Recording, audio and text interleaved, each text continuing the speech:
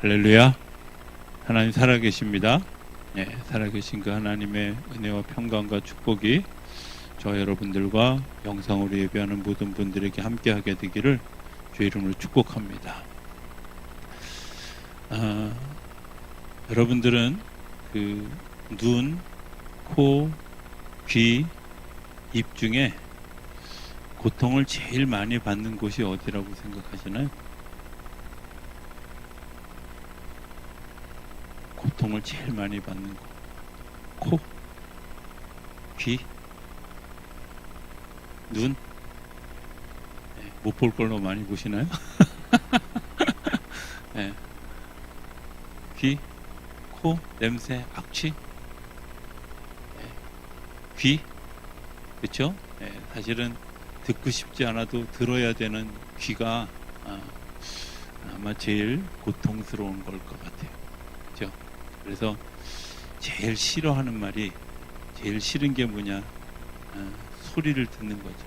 억울한 소리를 듣고 애매한 소리를 듣고 그런 거잖아요. 그죠? 이 귀로 들려지는 것 때문에 사람들이 판단이 헷갈리기도 하고 또 어리석은 그런 그 일들을 이렇게 경험하게 되는 것들을 보게 됩니다. 제가 그 어젠가 유튜브를 보면서 저는 유튜브 보면서 좀 희한한 제목이 있는 그런 그 글들을 보면서 이런 거는 교인들이 좀 보지 않았으면 좋겠다라고 생각하는 영상 걸러내기를 가끔 해요. 제가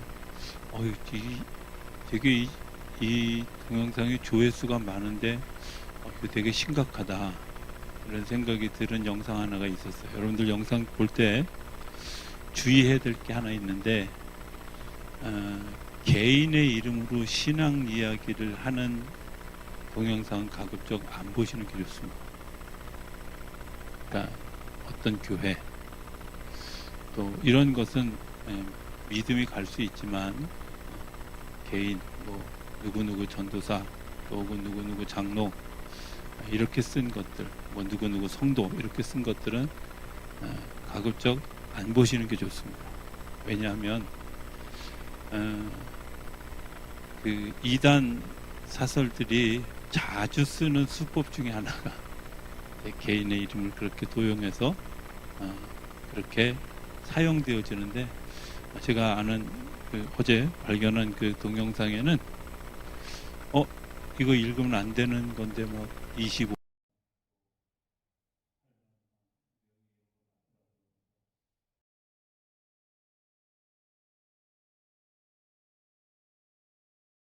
동영상 보는 분들 되게 많은데 은혜스러운 동영상을 잘 보는 것도 굉장히 중요하지만 보지 말아야 될 걸 본 것 때문에 이제 어려움을 겪게 되는 경우가 되게 많이 있습니다.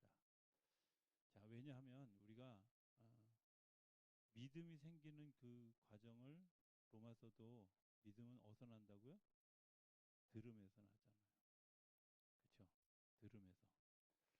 여러분들 이런 거 아세요?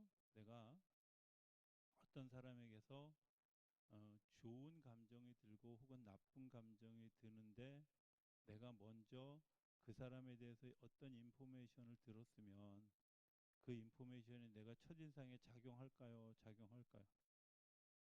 작용해요. 왜냐하면 믿음은 들음에서 나기 때문에 그래요. 예를 드는 겁니다. 제가 뭐 예를 들니까 장로님이 뭐 시험 들 일이 없을 거니까 제가 장로님 예를 드는 걸 그냥 예를 들어서 제가 김병문 장로님을 나쁘게 얘기를 했다고 그럴 리 없겠지만 그렇게 얘기를 했는데 그러고 나서 우리 김영건 장로님이 김병문 장로님을 한 번도 보지 않다가 제가 막 나쁜 얘기를 했는데 김병문 장로님 얼굴을 보면 어떤 생각이 들 것 같아요? 아, 그쵸. 나쁜 거 확인하는 거죠. 근데 이게 되게 중요하거든요. 우리가 그 귀로 들은 것 때문에 일어나는 일. 그래서 이제 오늘 그 빌닷이라는 사람에 대한 얘기를 하는데 빌닷이 요백에 이야기하는 굉장히 두 가지가 있어요. 하나는 네가 뭔가 숨겨놓은 죄가 있어 라는 거. 그 다음에 두 번째는 너 하나님도 너 기억하지 않고 사람도 너 기억하지 않을 거야, 이런 거예요. 자, 너 뭔가 숨겨놓은 죄가 있어 라는 단서는 뭐냐면 너 죄인이잖아. 여기서부터 시작하는 거예요. 그죠?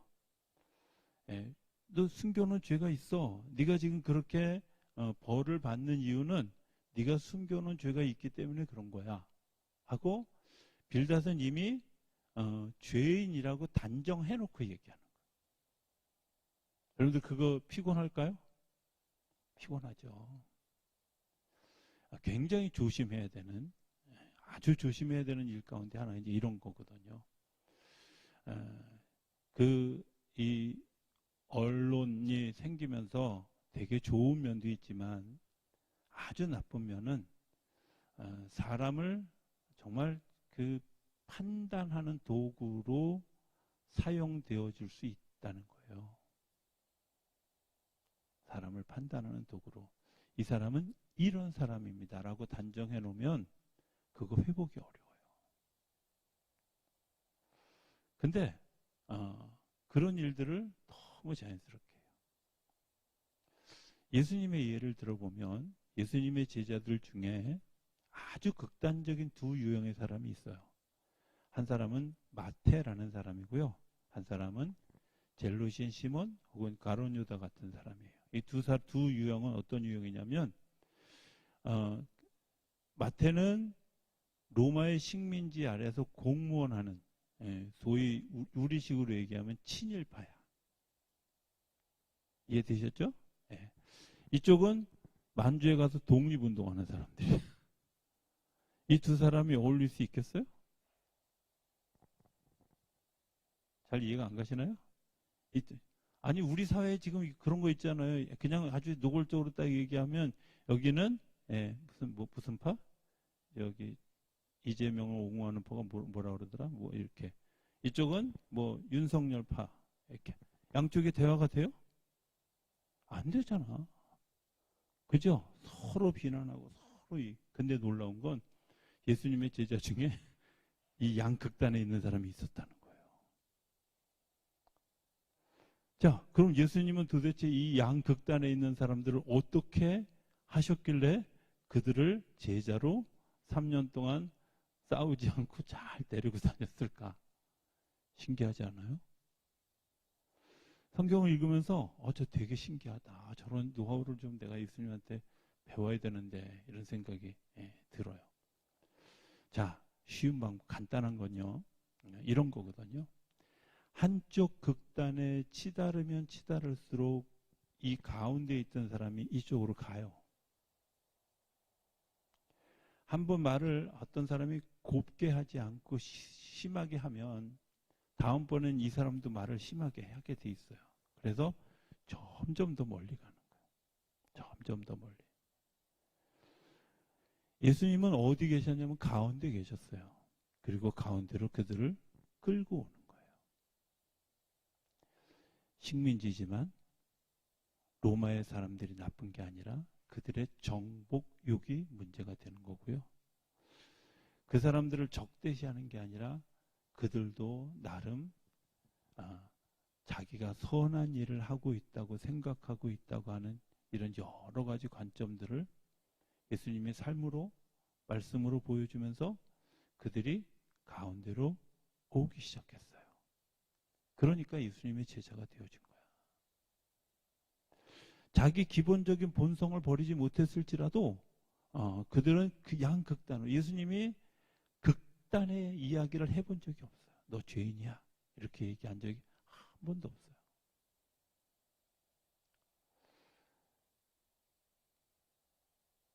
예수님의 제자들 중에 우레의 아들이라고 하는 야고보와 요한, 제자들이 자기들끼리 붙여준 별명이에요. 얼마나 그러면 우레의 아들, 언제 번개 칠지 모르는 그런 얘기. 이런 일화가 있어요. 우리 애들이 어느 집에 가서 자기 아빠들 흉을 보는데 우리 아빠는 비행기야. 언제 뜰지 몰라.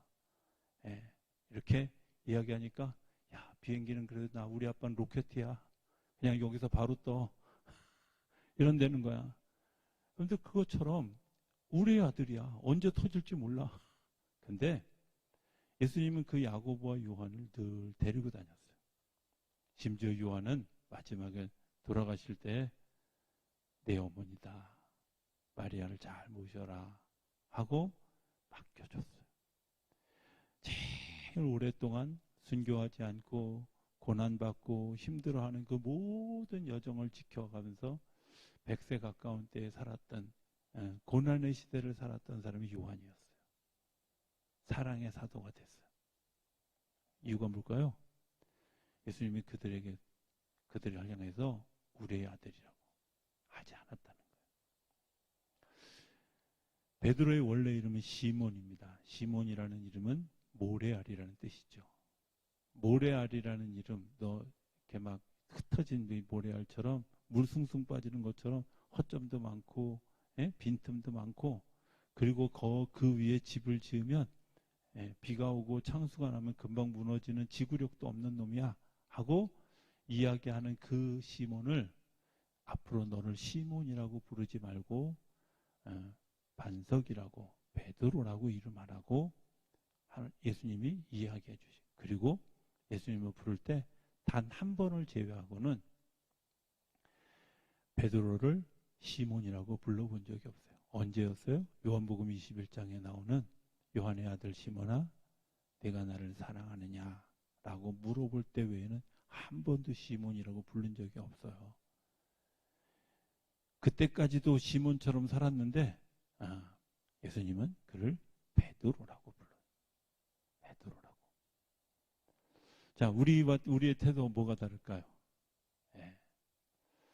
우리는 겉으로 드러나 있는 그런 모습을 보고 또 나타난 이야기를 보고 너 이런 사람이야 하고 단정하는 거예요. 빌닷이 지금 욥을 고통스럽게 하는데요. 어떤 고통스러울까? 자, 욥이 지금 병이 들어서 내가 막 귀에서 고름이 난다고 차면 이 고름이 나는 것보다 더 심한 고통이 뭐예요? 너 죄인이야 하고 정죄하는 고통일 거예요. 그렇지 않아요? 네가 뭔가 숨겨놓은 죄가 있어. 네가 아니면 니네 자녀라도 숨겨놓은 죄가 있을 거야. 아무런 증거도 없는데도 불구하고 그냥 얘기하는 거야. 심지어 오늘 본문은 뭐라고까지 얘기하냐면 13절에 보면 하나님을 잊어버리는 자의 길은 다 이와 같다. 뭐예요? 콩 심은 데 콩 나고 팥 심은 데 팥 나는 거다.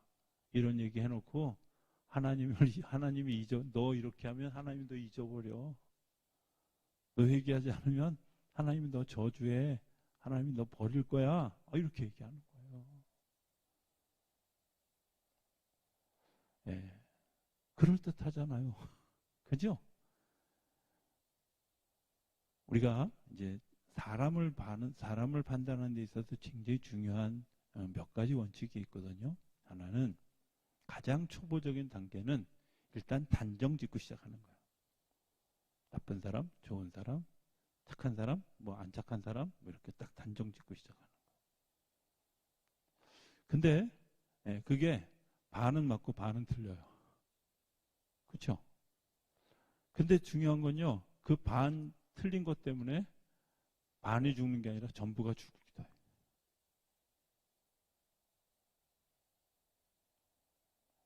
욥이 당하는 고통은 지금 정말 이루 말할 수 없는 고통. 자기는 당대 의인이라고, 악에서 떠난 사람이라고, 순전한 사람이라고, 정직한 사람이라고, 사단도 인정할 만큼 깨끗하게 살았다고 자기 스스로 생각하는데 친구들은 와서 너 죄 졌잖아. 네가 죄를 지었기 때문에 이런 일을 받는 거야. 이런 벌을 받는 거야. 하고 정죄하는 거예요. 네가 뭔가 죄를 심었기 때문에 죄에 대한 열매를 거두는 거야. 하고 막 계속해서 정죄하는 거예요. 그러면서 뭐라고 얘기해? 하나님도 너를 버릴지 몰라. 너 고백하지 않으면 하나님이 너 버릴 수 있어. 이렇게까지 얘기합니다. 고통스러울까요? 예. 아직도 안 고통스러우세요? 여러분들 이거 정말 교회에서 많이 하는 죄 중에 하나가 이런 거예요. 우리 사회에서 수많은 사람들이 저지르는 죄 중에 하나가 이런 거예요. 저는 교회가 먼저 뭘 해야 된다고 생각하냐면 가운데 중심을 잘 잡고 서서 그 극단에 가 있는 사람들을 가운데로 몰아오는 일들을 하셔야 돼요. 예수님이 하신 일이 그거였어요. 겉으로 드러나는 거 가지고 판단하고 정죄하고 독설을 퍼붓고, 늘 죄송하지만 여기는 해결책이 없어요. 죽든지 살든지 하는 거예요. 예수님이 하셨던 방법은 뭘까요? 사랑하라고 하는 거죠. 사랑한다는 말은 수용한다는 말이에요. 이 사람의 이야기도 듣고 저 사람의 이야기도 듣고 바보처럼 고개를 끄덕이면서 그래 맞아. 그런데 맞아서 맞는 것일 수도 있지만 틀렸는데도 맞았다라고 이야기하는 것 때문에 그 사람의 근본 속에 있는 잘못된 생각들을 바꿔가는 거예요. 잘못된 뿌리들을 뽑아내는 거예요. 내적 치유하면 교과서처럼 쓰는 예화 하나가 있어요. 그게 뭐냐면 바다가 있는데 바다 위에 살짝 바위가 솟아 올라와 있어요. 많은 배들이 그냥 조그만 섬인가 보다라고 생각하고 아무 생각 없이 배를 운행하다가 암초에 부딪히는데 튀어나와 있는 그 산은 밑에 숨겨져 있는 산은 95%인데 튀어나와 있는 건 5%밖에 안 돼. 그러니까 조그만 섬인 줄 알았는데 커다란 섬이 돼서 넘어지는 거예요. 걸려서 배가 파산하는 거예요. 사람도 마찬가지거든요. 사람에게는 숨겨져 있는 자아가 있어요. 그래서 하나님은 우리의 중심을 보시는 거예요. 겉으로 드러나는 것을 보고 판단하는 게 아니라 그 사람의 생각과 그 사람의 지나온 시간들과 그리고 그 사람의 성향과 뭐 이런 이 모든 것들을 다 포함해서 하나님이 우리를 보는 거예요. 그러니까 하나님이 우리를 정죄하지 않아요. 죄를 지었는데도 불구하고 여전히 저 사람은 내가 신뢰하는 사람이야. 죄를 짓고 방황하고 있는데도 불구하고 여전히 동구 밖에서 기다리시고요. 여전히 방황하고 헤매이는데도 저는 보배롭고 존귀한 존재야 이렇게 얘기하는 거예요. 이스라엘 백성들이 나라가 멸망할 위기에 처했고 이사야가 전하는 말씀을 듣지 않고 막 지멋대로 하고 막 그러는데 이사야서 40장부터 보면 하나님이 계속해서 이스라엘 백성들에게 뭐라고 얘기해요? 너는 택한 족속이야 얘기해요. 너는 보배롭고 내가 너를 귀하게 여겨서 내가 다른 곳으로 내가 대가를 치러서라도 내가 너를 구원할 거야 이렇게 얘기하는 거예요. 왜? 겉으로 드러나 있는 지금 방종하고 잘못되어 있는 게 중요한 게 아니라 그 중심에 하나님을 바라보면 돌아설 그 사람이 있다. 여러분에게 그런 모습이 있는 줄로 믿습니다. 그렇기 때문에 하나님이 저와 여러분들을 사랑하시는 거예요. 사랑하시는 거예요. 오늘만 보는 게 아니라 과거로부터 되어진 오늘뿐만 아니라 오늘로부터 되어진 미래까지. 이걸 이제 쉽게 표현하는 그런 표현이 있어요. 사람이 사람을 볼 때는 뭘 보냐면 정면에서 그냥 현재만 딱 보잖아요. 그죠? 과거로부터 현재까지만 봐요. 그런데 하나님은 사람을 어떻게 보냐면 과거, 현재, 미래를 다 섞어놓고 그리고 중심을 봐요.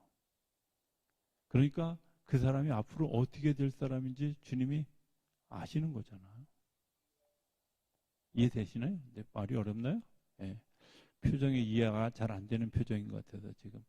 하나님은 과거와 현재와 미래를 한꺼번에 보는 거예요. 그거를 지식의 말씀의 은사라고도 얘기하고 예언의 은사라고도 얘기하는데, 예언이라는 말은 길이 없는 곳에 길을 내는 거야. 그 사람을 통해서 하나님이 그에게 보여주었던 길을 내가는 거예요.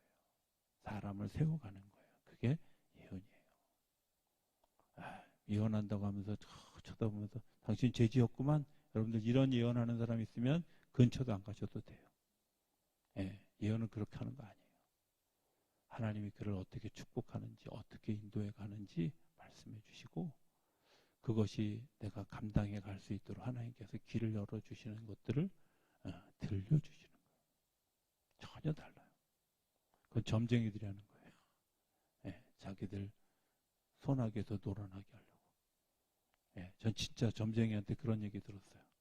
예, 7, 8월에 물 조심하고, 예, 1, 2월에 추운 거 조심하라고. 당연하지, 그럼. 그 1, 2월에 뭐 물을 조심하겠어. 그잖아요. 말도 안 되는 얘기. 재밌는 에피소드가 하나 있어요. 예, 우리 어머님이 저희 아내하고 결혼하는 걸 이제 좀 탐탁지 않게 여기셨던 것 같아요. 근데 이제 예수 믿기 전에, 예수 믿기 전이니까 이제 두 사람의 뭐 가져가가지고 무슨 궁합을 보셨대요. 궁합을 봤는데 우리 어머니 그 근거로 이제 더 반대를 하는 거야. 뭐라고 반대를 하냐면, 아주 둘이 정말 매일 싸우고, 뭐 잠깐 뭐 여자가 남자를 뭐 이렇게 막 예, 쥐고 흔들어서 풍지박산이 날 그런 궁합이래요. 근데 그걸 들으면 이제 좀 헤어져야 되겠다 이런 생각이 들어야 되는데 별로 그런 생각이 안 들더라고. 원래 잘 안 믿으니까. 근데 저희 아버님 해석이 아주 기가 막혔어요. 그래, 그렇다 치자. 그렇다 치자. 그건 하나님이 너희 두 사람이 기도하면서 그거 잘 이겨가라고 들려주시는 이야기야. 잘못했으면 기도하고 이겨가면 되지. 그죠? 잘못된 거 걸렸으면 피해가려고 하지 말고 네, 이겨가면 돼요. 네, 저는 아버님의 그 해석이 정말 기가 막힌 해석이다. 마찬가지거든요. 오늘 우리 안에 글쎄요, 죄가 있을 수 있죠. 그런데 중요한 건 죄의 능력을 이길 수 있는 일들은 단정해서 이기는 게 아니라 사랑하고 축복할 때 이기는 거예요. 빌닷은 끊임없이 너 죄인이야 라고 이야기하는. 두 번째 이야기, 아무도 너를 기억하지 않아 라고 얘기해요. 아무도 너를 그럴까요? 여러분들 이것처럼 굉장히 두려운 말이 없는데요. 아무도 너를 가까이 하지 않아, 기억하지 않아. 물론 지금 욥의 상황에서는 그럴 수 있어요. 그런데 그건 땅에서만 보는 거예요. 하나님의 관점에서 보면 하나님은 욥을 여전히 주목하고 계시다는 거예요. 저 여러분들이 실패하고 좌절하고 사람들로부터 손가락질하고 아무 데도 갈 수 없는, 정말 아무것도 볼 수 없는 그런 상황 가운데 있을 것 같죠? 그런데요, 중요한 건 하나님이 그럼에도 불구하고 사람을 붙여주셔요. 이길 수 있도록. 그것을 극복해 갈 수 있도록. 하나님의 관심은 한 번도 우리로부터 떠나 있지 않아요. 심지어 내가 자고 있는 동안도, 고통 중에 있을 때에도 하나님은 우리를 바라보시고 우리를 지켜주시고 있다는 거예요. 내가 더 이상 갈 데 없어. 끝이야. 이제 희망이 없어. 아무도 나를 도와줄 사람이 없어. 아닙니다. 하나님이 하나님의 사람들을 붙여주셔서 일어나게 하시는 줄로 믿습니다. 그게 하나님이 우리를 다스려가는 굉장히 중요한 일들이에요. 8장 22절 한번 볼까요? 8장 22절 띄워봐 주실래요? 네. 8절을 제가 그냥 넘어가서 22절 너를 미워하는 자는 부끄러움을 당할 것이라 악인의 장막은 없어지리라. 도대체 빌닷이 뭐라고 얘기를 한 건지, 저를 미워하는 자를 향해서 한 건지 아니면 욥에게 직접 한 말인지는 잘 모르겠는데, 여기 보면 욥에게 이렇게 너를 미워하는 자는 부끄러워 악인의 장막은 없어지리라. 욥에게 뭐라고 얘기하냐면 너 끝났어. 이제 더 이상 희망 없어. 이런 얘기하는 거예요. 그런데 우리가 저주하지 말아야 되는 이유 중에 하나는요. 그 저주가 어떤 역할을 하냐면 내가 더 이상 하나님을 바라볼 수 없게 하는 사단의 씨앗을 뿌리게 하는 일을 하는 거예요. 사단은 교묘하게 틀어서 거짓말을 해요. 근데 그 거짓말을 하늘의 음성을 듣지 못하도록 하는 거예요. 제가 아까 우리 은빛반 성경 공부할 때도 제가 그런 얘기 했는데요. 자, 우리가 하나님 말씀을 다 듣잖아요. 그죠? 다 듣죠? 네, 맞습니다. 그런데 돈이 최고야? 하나님이 최고야? 물어보면 땅에서는 돈이 최고지. 우리가 단편적인 거 바라봐요. 그러면서 뭐라고 얘기하는지 아세요? 세상의 만물을 주관하시는 하나님께서 그 만물 중에 돈은 안 들어가나? 그렇지 않아요? 사람들이 생각할 때 그래도 이 땅에서는 뭐 권력도 좀 있고 명예도 좀 있고 이래야지. 그런데 권세, 세상 권세를 주관하시는 주님 이렇게 고백할 때 그 권세보다 위에 계시다는 거예요? 아니면 밑에 계시다는 거예요? 하나님이 왕 아래에 대통령 아래에 있어요? 여러분들 저는 이렇게 생각해요. 제가 뭐 선거 앞뒀을 때 그런 얘기 했잖아요. 뭐 빨간 당이냐 파란 당이냐 물어보면 제가 예배당이라고. 저는 예배당입니다. 이유가 뭐냐면 정치를 하고 몰라서가 아니라 그 정치가 가운데에 들어오지 않으면 이 땅은 위험해져요. 그러니까 이 편도 저 편도 들을 수가 없는 거예요. 너무 치우쳐 있어서. 정상적이고 그리고 정말 건강한 그런 건강한 모습을 가지고 있다면 당연히 뭐 편 들 수 있죠. 그런데 진짜 중요한 건 제가 볼 때 양쪽 다 제정신이 아니야. 양쪽 다 제정신이 아니야. 그거 가운데로 모아올 책임을 예수 믿는 사람들이 가져야 돼요. 기도해야 되는 일이고요. 정말 그런 그 일들을 위해서 내가 끊임없이 살아내야 되는 거예요. 예수님의 행동은 뭐였냐면 예수님이 그 아주 극렬하게 로마 사람들을 막 이끌고 간 로마의 관리들의 말을 따랐어요? 사두개인들의 말을 따랐어요? 아니잖아요. 반면에 젤로신 시몬이나 가론 유다 같은 사람들처럼 막 여러분 운동해야 됩니다. 이 세상을 바꿔야 됩니다. 그리고 소리치는 사람 쪽에 예수님이 섰어요? 아니에요. 예수님은 그냥 묵묵히 사람들을 사랑하면서 사람들을 돌보면서 묵묵히 그 길을 걸어갔는데 나중에 결과적으로 보면 그 복음이라는 것에 몰두해졌을 때 사람들을 사랑하고 그들을 세워가는 일로 사람들을 다시 재통합했어요. 그 교회가 할 일이에요. 여러분들 치우쳐가면 죄송하지만 치우쳐가면 희망 없습니다. 어느 쪽에 치우쳐가면 더 이상 희망을 만들 수가 없어요. 우리가 왜 기도하고 왜 말씀을 묵상하고 그 말씀의 중심 위에 서야 되냐면 쉽게 이렇게 단정해버리고 너는 아니야, 안 돼, 끊어질 거야, 하나님이 너 저주할 거야. 여러분들 이런 세상의 관점에 우리가 빠져 있으면 하나님의 음성을 들을 수가 없어요. 하나님의 음성을 들을 수가 없어요.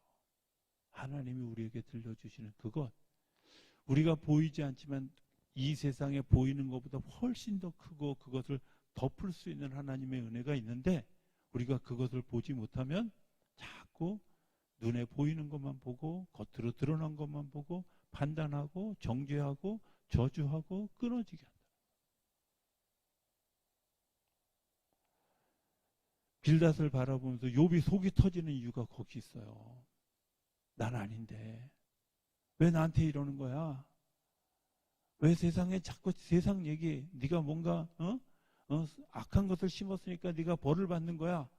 권선징악의 이야기를 계속하는데 이 권선징악의 이야기가 나하고 해당 사항 없다고 생각하는 거야. 지금 욥은. 두 사람이 갈등이 심하겠어요? 심하겠어요? 당연히 심하죠. 하나님이 이 두 사람의 갈등을 어떻게 모아가는지, 이게 욥기의 이야기예요. 전 욥기를 보면서 우리 성도님들이 그런 시야가 넓어져가는 역사가 일어나게 되기를 기대합니다. 함부로 정죄하고 함부로 판단하는 게 아니라 하나님이 해가는 일을, 하나님이 하셔가는 일을 보는 거예요. 제가 오늘 아까 성경 공부하다 이제 하다가 그 얘기를 그냥 할까 말까 하다가 제가 안 했던 이야기 하나가 있습니다. 제가 그 용산교회에서 이제 전도사 할 때 한 분이 교회 등록을 했어요. 등록을 했는데 교회는 오지 않고 등록증만 보냈어. 네. 조금만 카드만. 그래서 신방을 갔어요. 신방을 갔는데 이분이 세 가지 이유로 교회를 올 수가 없는 거야. 첫 번째는 그분이 이제 아주 심한 꼽주여서 걷는 게 되게 어려워. 그 다음에 두 번째, 자녀들이 넷이 있는데 넷이 다 우리 엄마 아니야. 그러고 버렸어. 그러니까 이분이 아주 강한 우울증에 빠져 있는 거예요. 등록을 했으니까 신방을 갔는데 대략 난감이더라고요. 어떻게 해야 돼 이거. 얻고 교회를 모시고 올까? 생각해보니까 제가 하는 일이 너무 많아. 누굴 시키자니 이것도 어려워. 그래서 결정한 게 뭐였냐면, 그러면 이분이 하나님의 은혜로 일어나면 뭐 교회 오실 거 감사하고, 그렇지 않으면 내가 주일날 다 지나고 월요일이나 화요일에 이 가정에 와서 성도들과 같이 와서 주일 예배를 드리자. 이렇게 마음을 먹고 그 예배를 섬기기 시작했어요. 정말 놀라운 건 그 예배가 이렇게 몇 번 진행되어져 가면서 이분의 우울증이 사라져가고, 그리고 이분이 가지고 있는 그런 그 자녀들에 대한 원망, 이런 것들이 사라져가기 시작했어요. 그런데 몸이 약해져 가고 이제 돌아가실 상황이 된 거예요. 그분을 설득해서 자녀들의 전화번호를 다 알아가지고 전화를 했는데 두 집은 아예 안 받고, 두 집은 나 그런 사람 몰라요. 그러고 다. 그래서 이제 그분이 돌아가시면 교회가 장례식을 해야 되는 상황이 되게 됐어요. 난감하잖아요. 뭐 제가 그때 전도사 월급이 20만 원일 때 제가 장례비를 다 대고 해야 될 그런 상황이 된 거예요. 이제 그런 상황이 됐는데 어찌됐든 이제 그분을 잘 섬기고 결국은 이제 영광 중에 하나님 앞에 가게 되어졌어요.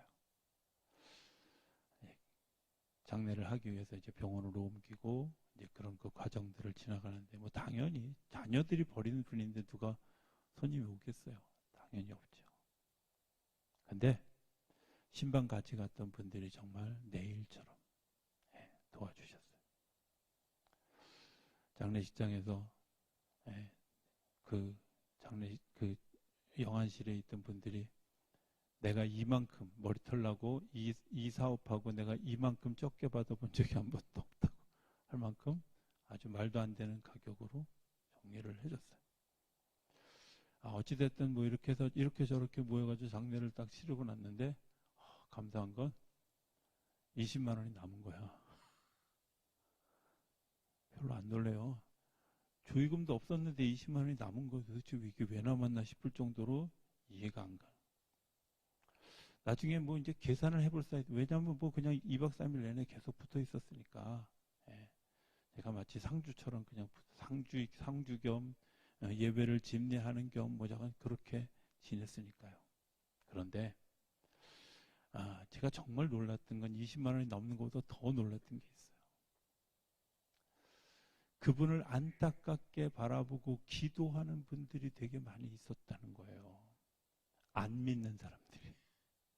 그리고 그분이 돌아가시고 난 다음에 교인이 4명이 들었어요. 그분 때문에, 그분 돌아가시는 것 때문에 교회 등록하는 분들이 4분이 생겼어요. 그리고 정말 영광 중에 다 4분이 하나님의 나라에 가는 걸 보게 돼요. 만약에 제가 그때 그런 마음을, 그 작은 마음을 가지지 않았더라면 어떻게 되어졌을까 하고 반추해 보는 거예요. 물론 뭐 제가 워낙 천성이 착해서 아니에요. 게을러서 그런 거 하기 싫어해요. 그런데 하나님이 기도할 때 그런 마음을 주셨겠지. 그러니까 갔겠지. 제 성격으로는 그렇게 할 사람 아닌데. 근데 어찌됐든 그 일을 또 제가 가기 싫어하고 힘들어하면 권사님들이 왜 안 가요? 이렇게 해서 때로는 밀려갔던 날도 되게 많이 있었어요. 그런데 그런 일들이 협력되어져서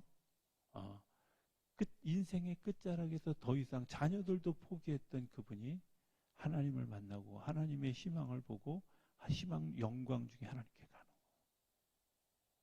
끝이 아니에요. 내가 세상으로부터 버림받았어. 자녀들로부터도 버림받았어. 내가 병들었어. 더 이상 희망이 없어. 내가 교회 갈 힘조차도 없어. 그래서 그분이 등록했지만 교회 한 번도 오지 않은 유일한 교인이 되어졌어. 그런데도 불구하고 하나님 그 영혼을 붙드셨어요. 끝 아니에요. 여기가 마지막이 아니에요. 죄송하지만 하나님이 아직 그분에 대해서 기대를 멈추지 않았기 때문에 아직도 그 영혼이 살아있는 거예요. 함부로 끝났다고 얘기하지 마세요. 함부로 하나님이 너를 버릴 거라고 얘기하지 마세요. 악인의 장막은 없어질 거라고, 이 세상에서 끊쳐질 거라고 함부로 얘기하지 마세요. 하나님은 하나님의 사람들을 포기하지 않으셔요. 하나님의 사람들을 끝까지 붙들어 주셔요. 하나님의 사람들을 통해서 일으켜 세워 주셔요. 정말 기억해야 될 것 하나는, 그때 하나님이 나를 쓰시겠다 할 때 내가 아멘 하고 쓰여진 사람들이 누리는 복이 있어요. 정말 절망인 것 같은 그 자리에 나를 보내실 때 귀찮고 힘들고 어렵고 때로는 핍박이 있고 시험이 있을지라도 어찌됐든 밀려서라도 그 일을 감당했던 사람들이 누리는 복이 있어요. 빌닷의 이야기를 보면서 또 다른 하나는 욥이 하나님과 대면하여 설 수 있도록 계속해서 친구들을 통해서 밀고 있다는 거예요. 그게 잘못된 방법이라 할지라도 하나님은 욥이 하나님과 대면하여 설 수 있도록, 하나님께 자기의 이야기를 할 수 있도록 밀고 가고 계시다는 거예요. 하나만 얘기하고 설교를 마치기 원합니다. 갈라디아서에 보면 사람을 선한 도구로 쓰여질 것인가, 악의 병기로 쓰여질 것인가에 대한 질문이 나와요. 누구나 다 사람 하나님에게 쓰여져요. 악한 도구로 쓰여지는 사람도 있고요, 선한 도구로 쓰여지는 사람도 있어요. 그런데 악한 도구로 쓰여지는 것도 하나님의 손에 움직여지지만 결국 그가 하나님을 이해하지 못했기 때문에 하나님으로부터 버림받을 수밖에 없어요. 그러나 고난이 있고 힘듦이 있고 어려움이 있고 아픔이 있지만 하나님의 선한 도구로 쓰여진 사람들에게는 그때는 힘든 것 같지만 시간이 지나면서 하나님께서 주시는 놀라운 복이 있다는 거예요. 여러분들이 한번 결단했으면 좋겠어요. 어느 쪽에 서 있을 건지. 나는 악한 도구로 쓰여져서 욥을 기도하는 자리로, 하나님을 바라보는 자리를 몰고 가게 할 사람인지, 아니면 그에게 희망을 이야기하고 중보하면서 그를 도울 타이밍을 기다리고 있는 선한 도구로 쓰여질 것인지 한번 판단해보고 결단하는 시간을 가졌으면 좋겠습니다. 저는 여러분들이 그 판단, 그래서 내가 하나님의 의의 도구로 사용되어진 것 때문에 하나님께서 예비하신 하늘의 복을 누리는, 그리고 하나님께서 주시는 아름다운 축제의 삶을 살아가는 저와 여러분들이 되어줄 수 있게 되기를 주의 이름으로 축복합니다.